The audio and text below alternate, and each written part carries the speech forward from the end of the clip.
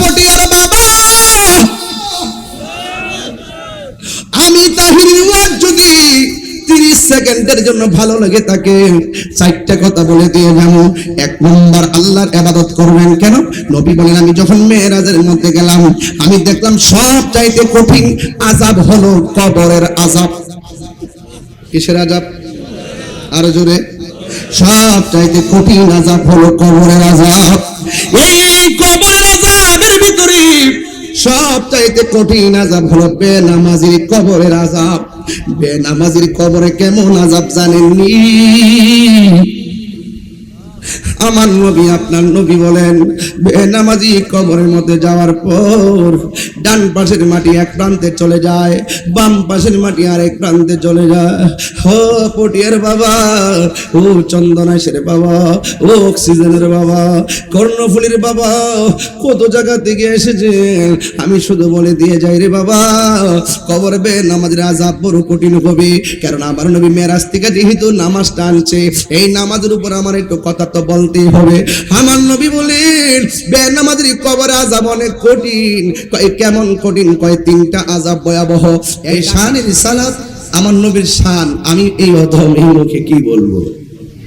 স্বয়ং রব যার সম্মান বাড়াইছেন, কতটুকু বাড়াইছেন আমরা কি জানি? আর আমরা কি জানি? আমরা জানি না। এই জন্য আমরা যদি নবীর শান বলি, আমাদের সম্মান বাড়বে, আমাদের সম্মান। আর আমরা যদি নবীর শানের বিরোধিতা করি, তাইলে মনে রাখবেন আমরা হেয় প্রতিপন্ন হব। ইহকাল আমরা লাঞ্ছিত হব, আখিরাত আমরা লাঞ্ছিত হব। এই জন্য আজকে যারা আমির ভান্ডার দরবার এসেছেন, এই দরবার দেখে যান, দেখতেছেন যে আমির ভান্ডার দরবার, কিন্তু এটা মদিনাওয়ালার প্রেম কালেকশন করার সেন্টার। কথা বলেন ঠিক কিনা বলেন? এই জন্য ওলি আল্লাহর কাছে গেলে মদিনার খুশবু পাওয়া যায়, ওলি আল্লাহদের কাছে গেলে মদিনাওয়ালার মহব্বত পাওয়া যায়। এই জন্য আল্লাহর ওলিগণ এই দেশে এসেছেন, আল্লাহর ওলিদের মাজারকে আমাদের সুরক্ষা দিতে হবে। কারণ ওলি আল্লাহদের মাজারকে আমরা এইভাবে যেভাবে নিদর্শন করে রাখি, এটা হলো ওলিদের প্রতি আমাদের কৃতজ্ঞতা, ওলিদের প্রতি আমাদের কৃতজ্ঞতা। আপনারা আমাদেরকে দিন শিখিয়েছেন, আপনারা আমাদেরকে মাযহাব শিখিয়েছেন, আপনারা আমাদেরকে হক শিখিয়েছেন, আপনারা আমাদেরকে নবী চিনিয়েছেন। এই জন্য হাজার বান্দাদের ভিড়ে আপনি একজন আল্লাহর বন্ধু।